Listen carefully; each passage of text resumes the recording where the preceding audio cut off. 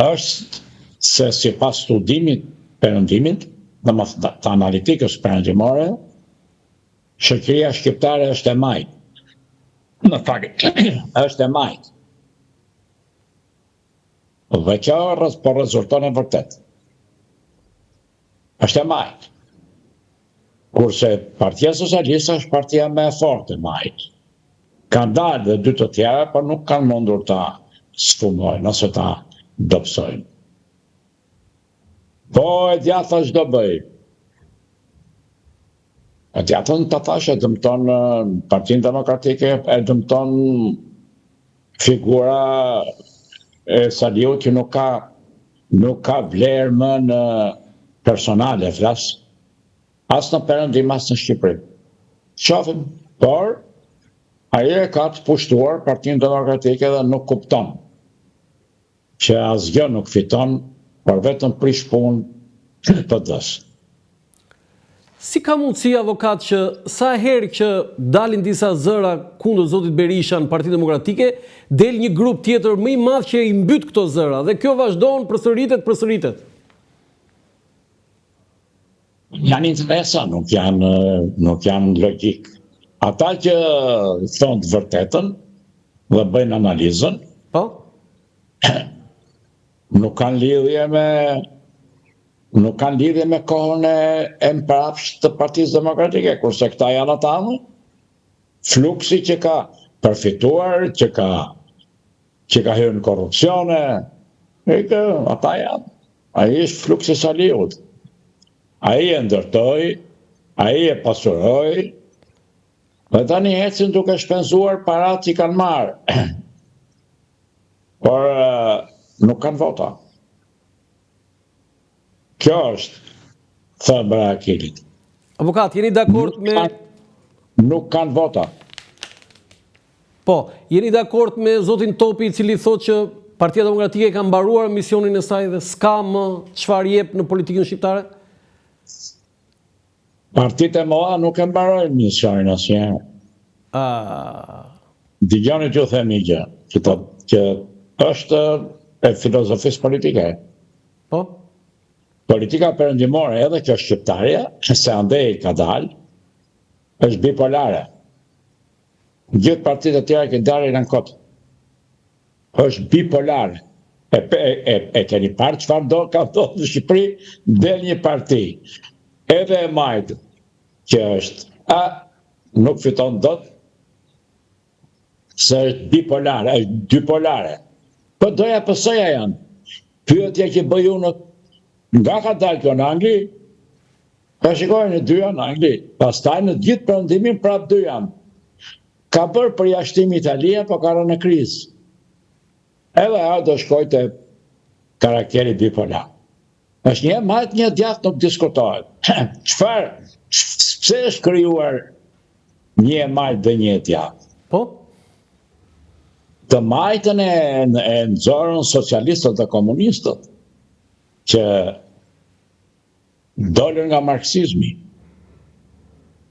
Dhe kaluan nga marksizmi në ekstremizmin leninist, dhe nga marksizmi në konceptin socialist. Kanë dalë nga Marx e të gjithë. Pra, çështja është që lindi një fenomen universal në perëndim, në Europën perëndimore, në gjithë Europën, në funksion të fitimit paras dhe kapitalit, që ishte marksizmi. Dhe ajo doli si teori që analizoj kapitalin, ju e dini, vepra më e madhe e tij është kapitali e Marxit. Dhe analiza e kapitalit është e saktë. Por këta e shfrytzuan dhe krijuan nocionin e shfrytëzimit. Mbi vlerën ai analizoi në funksion të tregut Marxi, ose dhe marksizmi klasik. Kurse komunizmi mbi vlerën e këtij vjedhje. Dhe me anë të kësaj kërkoi të krijonte një barazi të re për të mos u zgjatur. Dhe nuk e realizoi dot, dështoi. Dhe sot janë prapë socialdemokratët edhe Edhe të djatët. Okej, avokat, dakord me këtë, po 4 mandate në opozit, çfarë sillin për Partinë Demokratike, se kjo është i dërmim i madh? Po pyetja bëhet pse? Se është dërmuar. Unë ja u thash. Saliu, mos të sigurisht, ka ndodhur kjo në historinë politike. Po ata kanë qenë lider perëndimor, nuk kanë ardhur nga Anadolli. Nuk kishin ardhur nga Anadolli, ata e kuptonin dhe të rikeshin. Shpëtonin partinë. Ky tani është në një situatë të tillë se është në proces penal. Është në ngrata në Amerikë. Dhe gjithë shpresa tia i konvergon në një pikë. Cila është pika? Tjetë kryetari partisë dytë në Shqipëri, Partisë Demokratike. Po e realizon dot shpëtimin? Ajo është çështje gjyqi. Ai do shkojë në gjyq. Si e parashikoni ju? Nuk di, unë si kam parë provat, nuk di të flas pa prova. Të shikojmë, por ama kemi këtë analitik. Po? Në qoftë se merr pafajësinë, natyrisht që krijon një vlerë të fortë majtas. Në qoftë se fajsohet dhe dënohet, ikën nga politika. Kjo është plus minusi. Të shohim si do dali. Po në kambin tjetër, 4 mandate, avokat, ky super pushtet dhe me 83 mandate, çfarë do me thënie ka për ju? Si e parashikoni ju që do ta menaxhojë Edi Rama Partinë Socialiste në 4 vitet e ardhshme? Ashtu se kurse e ka menaxhuar në 12 vjet. Ata kanë ata. Kryetari i Partisë Socialiste,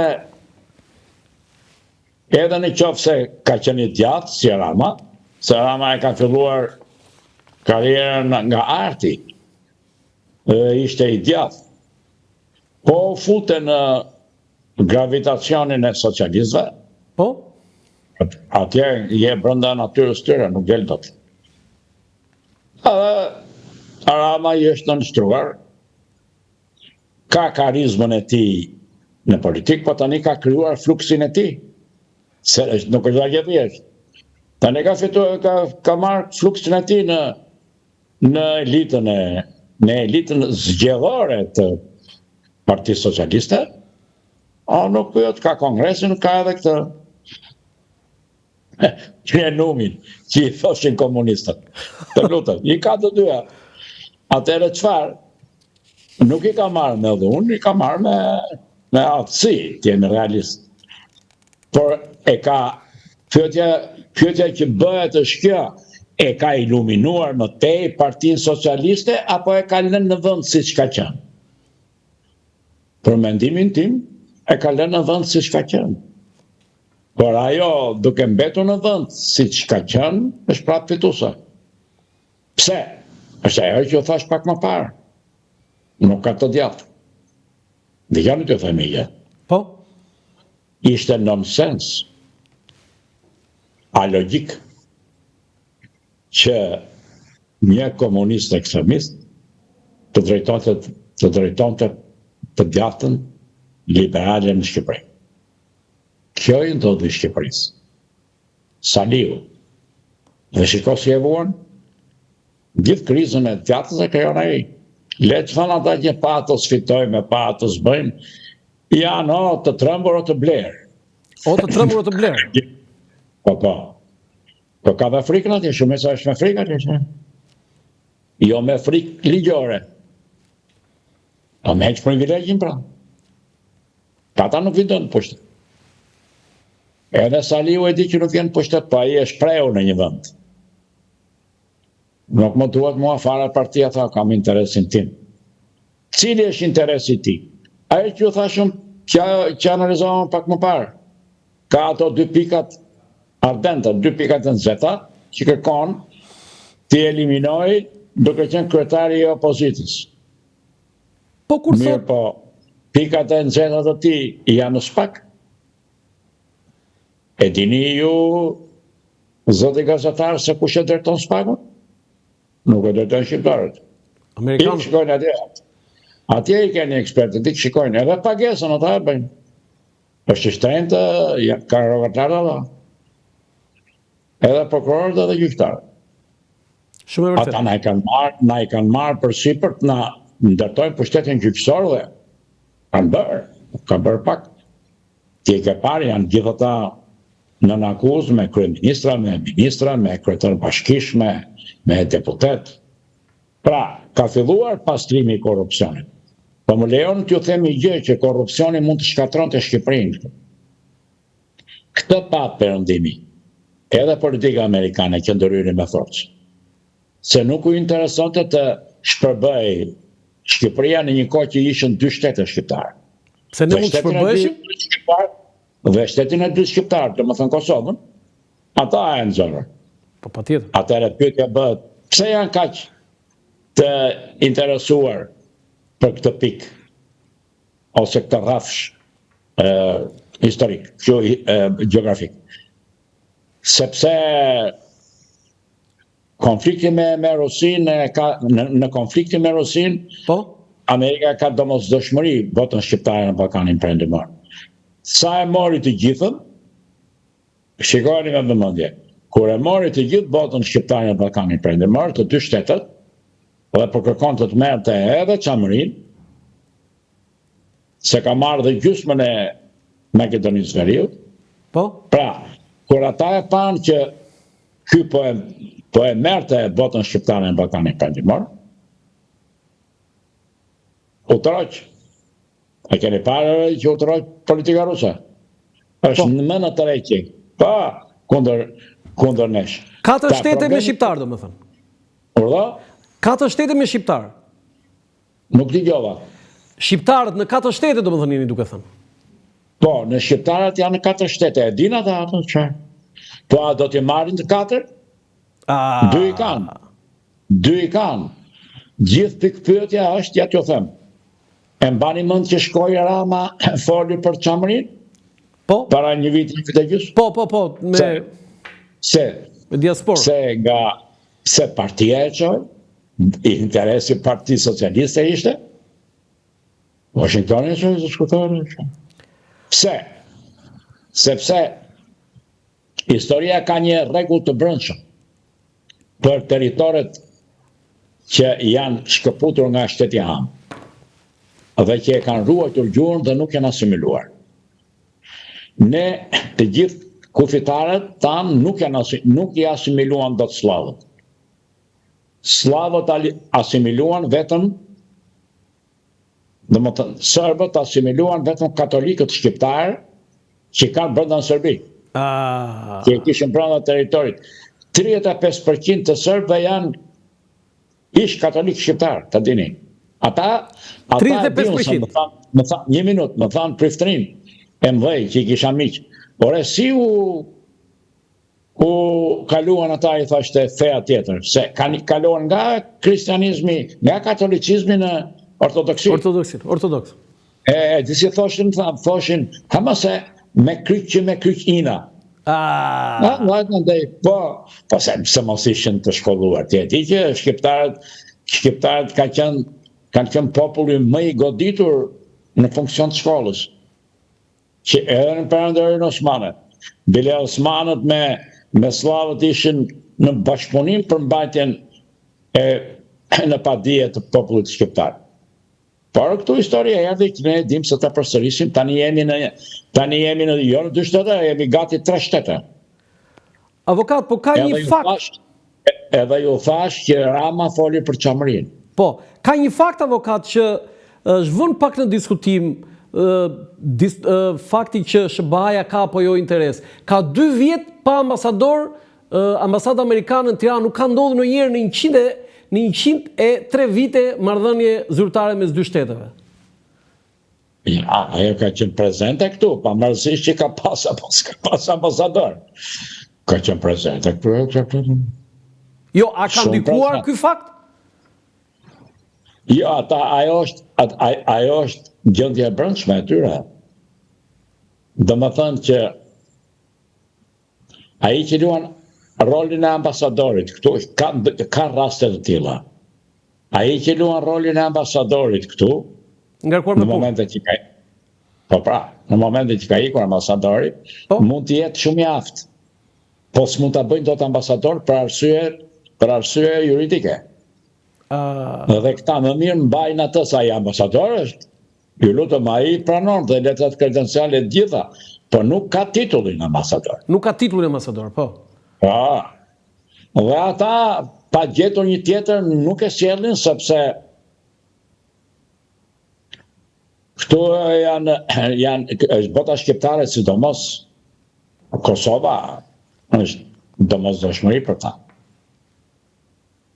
Megjithatë, avokat Nancy Valhorn, që është e ngarkuara me punë e ambasadës, nuk ka qenë aq aktive, fjala vjen sa e ngarkuara tjetër Leila Mosisuani, nëse ju kujtohet, ajo ishte edhe pse nuk kishte titullin ambasador, shkonte në SPAK vet, shkonte në konferencat gjyqësore, bënte deklarata. Atëre, në rregull, po do të jemi korrekt me kohën.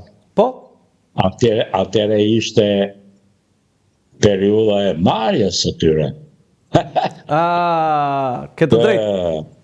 Po pra, natyrisht ishte aktiv. Tani ata i kanë marrë ato, jo vetëm po shpëtuar në Shqipërinë, të jemi realist.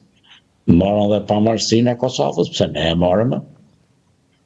Natyrisht që UÇK-ja kishte vlerën e vet. Ai ishte fakti që mbështeti aksionin. Bombardua Beogradi gjatë, ti e di. Po, ku ishte forca? Ku ishte ajo... Amerika? Jo, ku ishte justifikimi juridik dhe historik? UÇK-ja. UÇK-ja. Po mos ishte UÇK-ja asgjë. Nuk hynte Amerika. Atëre përderisa ata kaluan në ekstremizëm, se UÇK-ja i çoi në ekstremizëm, dhe ata ranë në shkelje në terrorizëm, ju e dini. Po. Edhe Amerika s'mund të lejonte terrorizëm në një shtet, në një shoqëri që e kishte të vetën. E kishte simpatizantin e vet. Dhe kur goditi Clinton, ju e dini, goditi terrorizmin, ju e dini. U vranë gjithë ata. Mbas asaj vrasjes së madhe në Raçak, ku që ajo? Masakra. S'u kujton mirë. Atëre foti bombardimin e. Dhe është me bukur që vetëm me bombardim me mori. Nuk çoi trupa. E para luftë, e para betejë pa trupa toksor. Pa trupa. Vetëm me bombardim ishte genialitet në kuptimin jo të letërsisë, jo të artit, po të artit ushtarak. Domethënë, e kishin studiuar mirë Wesley Clark. Psikologjinë, e kishin studiuar mirë psikologjinë serbe në funksion të asaj force. Dëgjoni t'ju themi gjë. Po, patjetër. Psikologjia e një shteti ose të një qeverie është normale në momentet kur është qetësi. Në momentet kur vjen historia e luftës, ndryshon psikika. Por po ndryshoj psikika i ka në krizë. Ashtu ranë ata. Një shoqërie nuk i ndron psikika nga paqja në luftë, vetëm anglosaksonëve. Pse? Kanë fituar eksperiencë qindra vjeçare me koloninë në këto, ju e dini, për konstatatë. Po. Avokat, kam një pyetje të tillë që me ngacmuat me të UÇK-s, kur dëgjuat që u hoqën ato banerat edhe flamujt e UÇK-s nga stadiumi gjatë ndeshjet me Serbinë, ç'a ndjet? Patët një reagim në vetvete? Ja, ishte politik. Ishte politik? Ishte politik se UÇK-ja ishte, shiko, në konceptin perëndimor, një ndeshje futbolli është strukturë pakësore. Nuk është strukturë lufte. Edhe ata i dëgjuan, ta do t'i kenë thënë.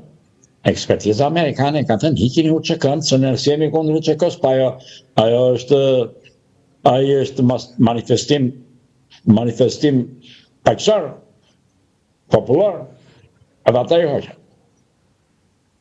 Më kuptuat? Si që lufta t'ja që. Ata e konceptuan betejën futbollistike luftë me armë. Shumë e bukur kjo. Ishte nxitim. Shumë e bukur kjo. Avokat, kemi një për nga kozgjatja, renditja e kryeministrave të Shqipërisë në 103 vite shtet, 13 vite shtet, kemi Mehmet Çeu 27 vjet e 3 muaj, Edi Rama 12 vjet plus 4, 16, Enver Hoxha 9 vjet e 9 muaj, Adil Çaçani 9 vjet e 1 vit, Sali Berisha 8 vjet. Cili është komendi juaj për këto shifra? Ndodhin. Por gjatë kanë kaluar, do të themi pse e kemi këtë arsye. Arsyeja nuk është moderne. Pse e kemi këtë arsye? Sepse demokracia si koncept liberal nuk e ka mundur pushtetin si koncept individual të psikikës për pushtet të individit. Nuk e kam poshtur akoma me këtë tregon kjo. Dhe këtu është dobësia. Jo pse vajti ka gjatë, po në këtë luftë ne ende nuk e kemi, ne ende forca e pushtetit nuk e ka, domethënë forca e ligjit nuk e ka zbutur forcën e pushtetit. Domethënë forca e demokracisë nuk e ka zbutur forcën e pushtetit politik. Pushteti politik në një demokraci ndron një herë në 4 vjet. Në Amerikë ke parë si e kanë bërë një herë në 8 vjet. Pse që të mos ndodhte kjo? Kjo është shumë e rrezikshme. Jo në kuptimin e rrezikut të një epidemie, po në kuptim të zhvillimit kombëtar. Nuk e lejon, anglosaksonët e kanë më parë dhe prandaj vonë 8 vjet. Pse Rama ka do më shumë pushtet? Ka psikike me qëri ka. Vullnet i brendshëm. Vullnet i brendshëm zotrin politik, do më thënë pushtet vjen nga psikika. E ka psikologjike këtë. Djotë dhe mije, është dëshira për pushtet vjen nga patologjia. Pastaj ligji, demokracia, parlamenti ja ka hequr atë karakterin e sëmur, patologjik. E ka brenda pak sa patologjin dhe në perëndim, por nuk e dominon. Po në Shqipëri e dominon patologjia. Dhe më thënë dëshira për pushtet. Si do futet në histori Edi Rama, avokat? Varet nga optika historisë, kjo dhe analizoj. Nuk mund të flasim të para kohë. Janë 4 ose 5 parametra të rëndësishëm që analizon historia në konceptin politik të zhvillimit të një vendi. Po? Mbasi analizojnë ato të 5-ta, shikohet edhe ingredienti kryesor.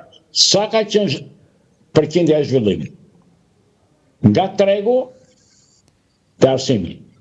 2 janë tregu dhe arsimi lartë. Edhe i mesëm të kuptojnë. Këto 2 janë. I ke këto. Nuk të mposhtë tot njeri. Në tregun e kemi dobët. Arsimi ka qenë i mirë dhe soi krizë. Por më duket të dhënat, sipas që më kanë thënë ta ekspertët, është ngritje në përmirësim. Sa arsimin komunizmi e latë fuqishëm, ta dini. Fuqishëm? Ku kishte shkollat mesmetore? 2 gjimnaze kishte Shqipëria. Ai bëri të gjithë qytetet me gjimnaz, bëri dhe fshatrat. Masivisoi arsimin e mes. Po, pastaj krijoi dhe karakterin e masivizimit të arsimit lartë. Sot arsimi lartë është i masivizuar. Ka universitete në disa qytete, ju e dini, por ai e nisi. Pse nuk është merita e Partisë Punës? Ishte doktrina e tyre. Ai është marksizmi. e kishin në doktrinë dhe nuk e lëvizin do zbatonin doktrinën. Doktrina socialiste që doli nga kapitali i Marksit, Po? donte barazin ndaj, nuk shkoj në barazin që për i komunizmi, po kërkoj barazin ndaj oportunitetet, a më kupton? Në treg. Të gjithë janë barabartë, po tregu i kontrolluar. Në më thënë që ti nuk spekulon në treg, por tregun e lënë të lirë. Aje që kishte aftësit më tregtare ose industrialiste, unë bëjë miliarder. Por ama i dha zhvillim shoqërisë. Po në Shqipëri ne ende nuk i kemi. Ka pasjasit. Avokat, mua më bën përshtypje her pas here, i kam dhe pjesë të studimeve të mia që Parlamenti Shqiptar i viteve 20-30 kishte mendje të ndritura si Fanoli, Fajkonica, Ndremjeda, Gjerfishta dhe oratorin Ali Këlcyra. Parlamenti mbas 90-s, me raste, po themi sporadike, ka pasur disa orator, duke përmendur dhe ju. Parlamenti kujt? Parlamenti mbas 90-s, ka pasur disa orator, ku përmend ju, zotin Blushi, po edhe doj të tjerë, po sporadik. Tani, si ka mundësi avokat, që kemi këtë disnivel në 100 vjet histori parlamentarizëm?